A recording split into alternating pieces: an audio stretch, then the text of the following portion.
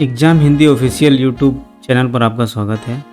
आज हम history set को आगे बढ़ाते हुए सेट नंबर 2 लेकर आए हैं। यह सेट जो है यूजीसी नेट से लेकर यूपीएससी, जो भी पीसीएस हैं, एसएससी हैं, रेलवे हैं, ग्रुप डी, कुछ भी कोई भी एग्ज़ाम है जहाँ पर हिस्ट्री का क्वेश्चन आता है सबके लिए इम्पोर्टेंट है। और ये इम्पोर्टेंट क्वेश्चन है क्योंकि यह प्रीवियस ईयर क्वेश्चन से लिया गया, यानी कि जो आयोग ने पूछा है। और बहुत सारे क्वेश्चन जो रिपीट होते हैं, रिपीट होने के साथ साथ जो एक आयोग पे पूछता है, दूसरे वाला जो दूसरा एग्ज़ाम लेने वाले हैं उनसे उठाकर ही पूछ देते हैं। क्वेश्चन बनाएंगे कहाँ से? यहीं से तो क्वेश्चन बनाते हैं, क्योंकि उनको बना बनाया मिल जाता है तो वो लगभग कहीं और से क्वेश्चन उठा कर दे देते हैं। तो ये बहुत ही वेरी इंपॉर्टेंट क्वेश्चन लेकर मैं आया हूँ। इस सीरीज़ को आगे बढ़ाते हुए चलेंगे और मेरा टारगेट है कि 1000 क्वेश्चन आपको प्रोवाइड कराऊँ मैं सबसे फर्स्ट राउंड में, फिर हम आगे बढ़ते रहेंगे। पहला टारगेट है 1000 क्वेश्चन का, लेकिन इस 1000 क्वेश्चन में आपको मिलेगा कम से कम 2000 से 2500 क्वेश्चन, क्योंकि इसका एक्सप्लेनेशन में 2-3 क्वेश्चन और ऐड रहेगा इससे रिलेटेड जो भी क्वेश्चन है। तो ये कंप्लीट क्वेश्चन मान लीजिए, क्योंकि इसके साथ 2-3 क्वेश्चन और ऐड हैं। तो आपका टाइम नहीं लेते हुए हम आगे बढ़ते जाते हैं और बहुत ही सुपरफास्ट तरीके से करते हैं। आप क्वेश्चन पढ़ने के बाद वीडियो पॉज कीजिएगा और उसको आंसर दीजिए, फिर मेरा आंसर देखिए और इसको मैच कीजिएगा और अपना स्कोर देखिएगा कि कितना आ रहा है। और जो लोग वीडियो नहीं देख रहे हैं उनके लिए भी एक ऑनलाइनर की तरह होगा, आप सिर्फ सुन सकते हैं, आपको आंसर मिलता जाएगा। क्वेश्चन मैं पढ़ता जाऊँगा, आंसर भी मिलता जाएगा। तो अगर अच्छा लगे तो सब्सक्राइब कीजिएगा। आगे चलते हैं, आगे बढ़ाते हैं जर्नी को।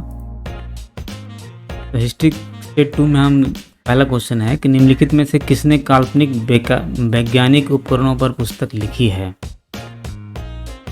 इसका आंसर हो जाएगा राजा भोज। राजा भोज जो था परमार वंश के थे और ये इतने विद्वान थे कि इनको उपाधि दी गई थी कवि राजमार्ग। और इसने बहुत सारे विषयों पर लिखा है, जैसे चिकित्सा में, खगोल में, व्याकरण में, धर्म में, स्थाप में 20 से भी अधिक ग्रंथ को रचना की थी इन्होंने। अब नेक्स्ट क्वेश्चन पर आते हैं। स्प्रिंगिंग यहाँ ही रहेगा। स्प्रिंगिंग टाइगर पुस्तक जीवनी है, किसकी जीवनी है स्प्रिंगिंग टाइगर? ये बहुत ही हाईलाइटेड क्वेश्चन है। ये सुभाष चंद्र बोस की जीवनी है, जिसकी रचना जो है हगटाई ने की थी। नाम है, राइटर का नाम है, और ये 1960 में प्रकाशित हुआ था। और पूरा नाम इसका है कि springing tiger A study of revolutionary. Next चलते हैं। इंडिया विंस फ्रीडम पुस्तक आत्मकथा है, किसकी आत्मकथा है? मौलाना अब्दुल कलाम आज़ाद की ये आत्मकथा है। यह 1923 में 35 वर्ष की आयु में सबसे युवा जो कांग्रेस अध्यक्ष थे यही थे।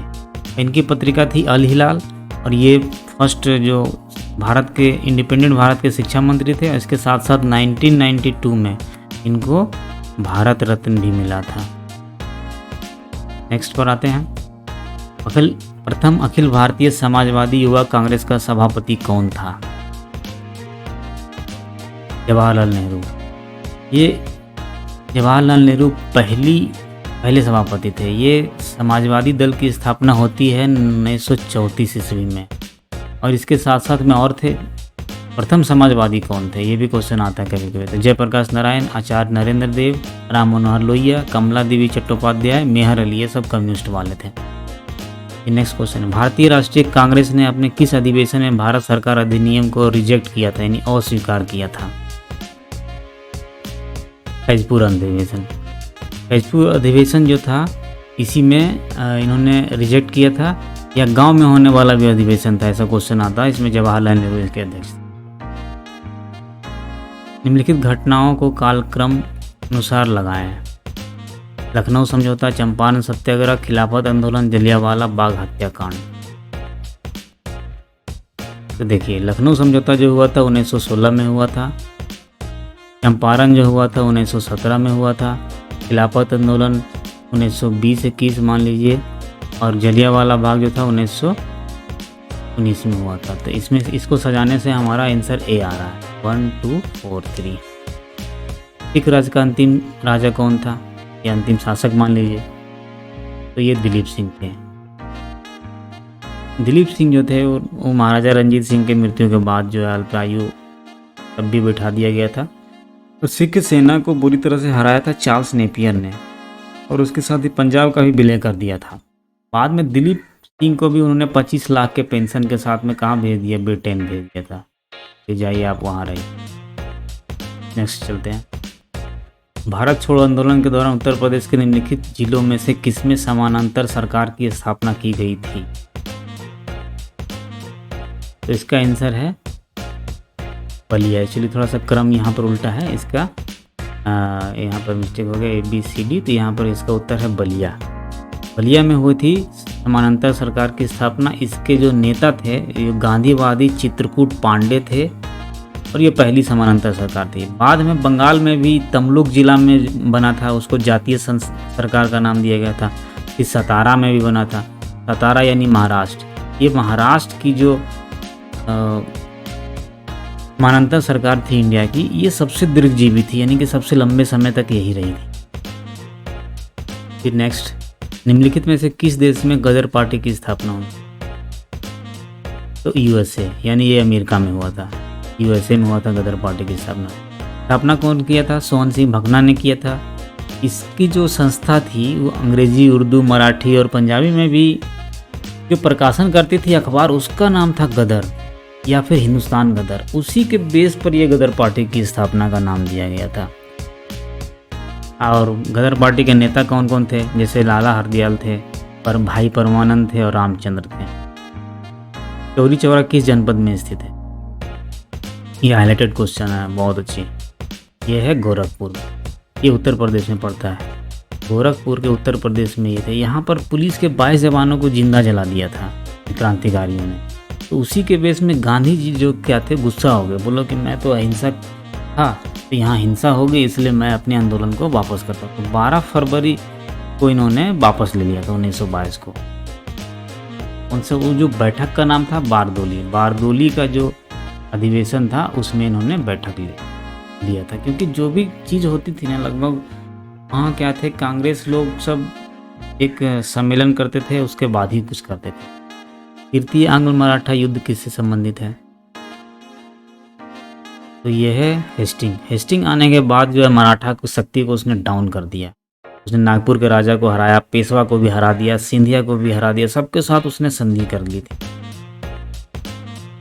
तृतीय आंग्ल मराठा युद्ध कब हुआ था? ये 1817 में हुआ। अवध राज का ब्रिटिश राज में विलय कब हुआ था? 1856 ईस्वी में। उस समय कौन थे? डलहौजी थे। डलहौजी ने जो है अपना विलय की नीति से इसको कर दिया था, विलय कर लिया था। उसके साथ में उस समय का जो नवाब थे, नवाब का नाम था बिरजिस कादिर। ये एक्स्ट्रा एक्सप्लेनेशन का कुछ पॉइंट है जो इससे रिलेटेड है, कि आप इसको नोट कर लिए, नहीं तो हमारे PDF में मिलेगा। कॉमनवेल्थ पत्रिका किससे जुड़ा था? एनी बेसेंट जो थे ये 1893 में भारत आई थी, और बनारस में जो आज का BHU है, बनारस हिंदू यूनिवर्सिटी, उसकी स्थापना उन्होंने की थी 1898 ईस्वी। पहले इसको हिंदू कॉलेज भी बोला जाता था, सेंट्रल हिंदू कॉलेज। फिर इसके साथ साथ में इनका और 2-3 पत्रिका है, जैसे न्यू इंडिया, कॉमनवेल्थ, ये भी है। और 1917 में कांग्रेस के अध्यक्ष भी बने थे। तो पहला महिला कांग्रेस का अध्यक्ष जब पूछेगा क्वेश्चन में तो एनी बेसेंट थी। लेकिन अगर इसी क्वेश्चन में अगर बोल देगा कि पहला भारतीय महिला अध्यक्ष, तो उसमें हो जाएगी सरोजिनी नायडू। न्यूक्लियर में से कौन उग्रवादी था? तो इसमें नाम फेमस होता है लाल बाल पाल। इसमें कौन सा है? गेस कीजिए। बिपिन चंद्र पाल। बिपिन चंद्र पाल जो थे उग्रवादी नेता माना जाता था। इसमें बाल गंगाधर तिलक, अरविंद घोष, लाला लाजपत राय, ये सब थे। वो विनय, मतलब ये भिक्षाटन इसको बोलते थे, कि राजनीतिक भिक्षावृत्ति बोलते थे उदारवादी नेता को। गांधी को हो गया, और बाकी जो नेता थे, मतलब बहुत सारे, जवाहरलाल नेहरू हो गए, इन सब को क्या बोलते थे कि ये लोग भिक्षा वाला काम कर रहे हैं, मांग रहे हैं स्वतंत्रता को, नहीं, हमें लड़कर लेना है। उदारवादी नेता में कौन कौन? जैसे वही गोपाल कृष्ण गोखले हो गया, सुरेंद्र नाथ बनर्जी हो गया, फिरोज सर मेहता होगा, मदन मोहन मालवीय होगा, ये सब लोग बोलते थे नहीं, हम उसके अंतर्गत रहेंगे और हम अपनी मांग रखकर ही क्रांतिकारी तरीके से नहीं जबकि शांति तरीके से लेंगे। नेक्स्ट क्वेश्चन, ऑपरेशन पोलो जुड़ा हुआ है। हैदराबाद राज्य में सैनिक कार्रवाई थे, ये मत सोचिए कि घोड़दौड़ है ये ऑपरेशन पोलो, ये हैदराबाद राज्य में सैनिक कार्रवाई से जुड़ा हुआ है। ये 22 सितंबर 1948 को हुआ था। में क्यों हुआ था ऐसा? क्योंकि उस समय जब सारे स्वतंत्र हो गए थे तो राज्यों को भी बोला गया था कि आप स्वतंत्र रहिए, लेकिन जब सरदार वल्लभ भाई पटेल थे वहाँ जाकर सबको मना रहे थे कि नहीं हम एक रहेंगे, भारत एक रहेगा, तो उस समय क्या हुआ था, हैदराबाद बोला था कि नहीं हम स्वतंत्र रहेंगे, और उसने बोला था कि भारत जो हमारे ऊपर आक्रमण कर रहा था, यूएन में जाके मामला उठा दिया था। तभी जो है वो क्या किया था, सरदार वल्लभ भाई पटेल ने एक गुप्त ऑपरेशन किया था, ऑपरेशन पोलो, और उसको हैदराबाद को मिला लिया अपने। इसने कहा था कि संविधान सभा कांग्रेस थी और कांग्रेस भारत था। ये बहुत ही पूछे जाने वाला क्वेश्चन और फेमस क्वेश्चन है। तो लॉर्ड माउंटबेटन ने कहा था कांग्रेस सभा कांग्रेस थी, संविधान सभा कांग्रेस थी और कांग्रेस भारत था, क्योंकि उसमें वो लास्ट में रहे थे वो। विक्रमशिला विश्वविद्यालय इनमें से आज के किस राज्य में अस्तित्व में है? यानी विक्रमशिला विश्वविद्यालय अभी कहाँ है? बिहार में है भाई। शशांक की मृत्यु के बाद जो है बहुत अराजकता था पाल वंश में, उसके बाद गोपाल आया, वो उसने पाल वंश बनाया, और इन्हीं के पुत्र जो थे, गोपाल के जो पुत्र थे, गोपाल के पुत्र जो थे ये धर्मपाल ने ही विक्रमशिला विश्वविद्यालय, और इसके जो दरबारी थे उसमें हरिभद्र रहते थे, हरिभद्र जो रहते थे भोपाल के दरबार। अजंता की कला को इनमें से किसने परिचय दिया, किसने सहायता दिया था अजंता की कला को? तो ये है वाकाटक ने। वाकाटक जो थे सबसे जो है सर्वाधिक सुसंस्कृत है, जितने भी साउथ इंडियन के थे वो सर्वाधिक सुसंस्कृत थे।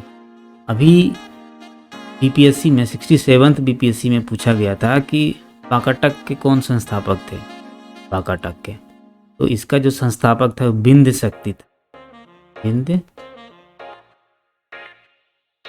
और इनका जो अजंता गुहा लेख जो है उसमें बहुत बड़ा योगदान रहा है।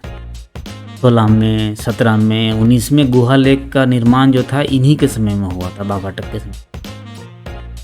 इस 16 महाजनपदों के युग में मथुरा इनमें से किसकी राजधानी?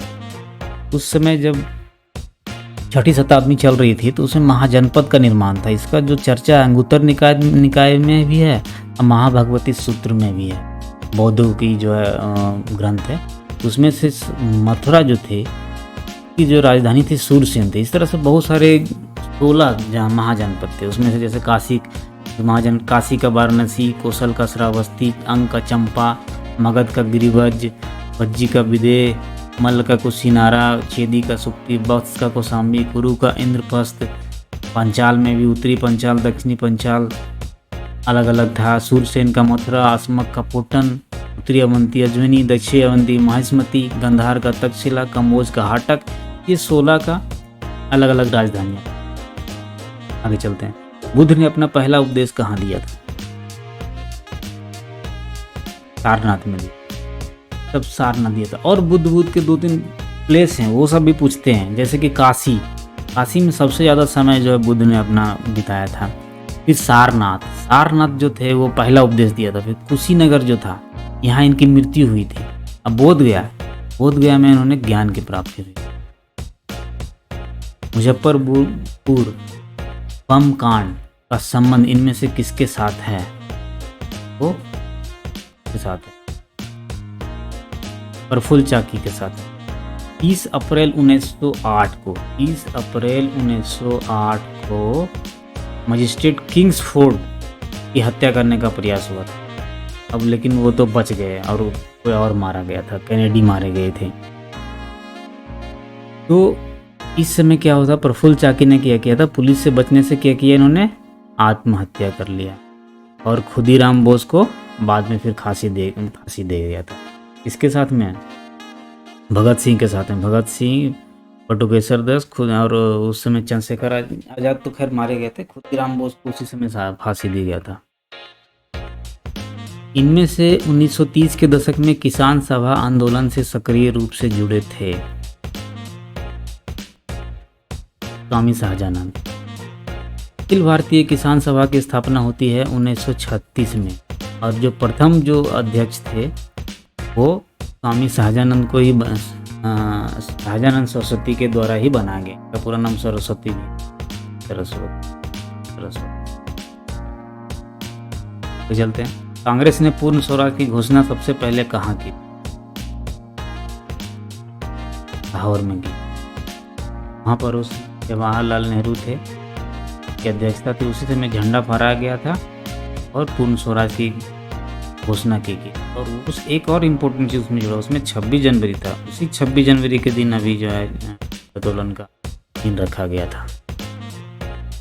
रॉलेट एक्ट लाने का क्या प्रयोजन था? क्यों लाया गया था?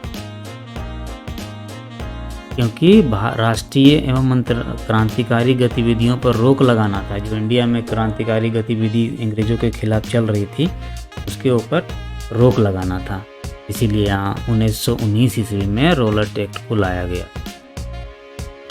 और इसमें एक प्रोविज़न किया गया था कि कानून क्या करता था कि बिना वकील, बिना अपील, बिना दलील का कानून कहा गया और ये उसके बिना ही गिरफ्तार कर लेते थे। किसी को भी गिरफ्तार बिना वकील, कोई वकील नहीं चाहिए, चलो भाई चलो अंदर चलो, बिना अपील, कोई अपील नहीं सुनते थे, बिना दलील कोई कुछ नहीं सुनता था कि हम ये कर रहे थे, हमने कुछ ऐसा नहीं किया, इतना सताते थे हम। फिर लास्ट क्वेश्चन हमारा है, पब्लिक वर्क्स डिपार्टमेंट 1845 के दौरान रूप देने वाले थे, यानी कौन से इसमें से गवर्नर थे जिन्होंने पब्लिक वर्क्स डिपार्टमेंट का गठन किया था? तो इसका आंसर है लास्ट डलहौजी। डलहौजी से पहले क्या था, सब फौजी लोग जो थे वही फौजी लोग बनाते थे सब रोड सड़क जो भी बनाता था। तो इससे क्या होता था कि वो अपने लिए स्पेशल क्या होता था कि वो अपने लिए जो भी फायदे वाली बात होती थी वही करते थे, वही रोड बनाते थे जो उनके लिए ज़रूरत होती थी। तो इससे क्या होता था कि नागरिक विभाग के जो कार्य होते थे उनकी उपेक्षा हो जाती थी। तो इसीलिए उन्होंने पहली बार सार्वजनिक निर्माण के लिए पब्लिक वर्क्स डिपार्टमेंट बनाया था। और यह जो डिपार्टमेंट था बहुत सारा काम किया, जैसे गंग नहर को भी बनाने में काम किया था, प्लस जीटी रोड भी इन्होंने ही बनाया था। तो 50 क्वेश्चन का ये सीरीज़ कैसा लगा? देखिए इस सीरीज़ को हम आगे बढ़ाते ले जाएंगे 1000 क्वेश्चन और आपको मिलेगा कम से कम 2 से 2500 क्वेश्चन। तो हमसे जुड़े रहिए, सब्सक्राइब कीजिए और thanks for watching and subscribing. धन्यवाद।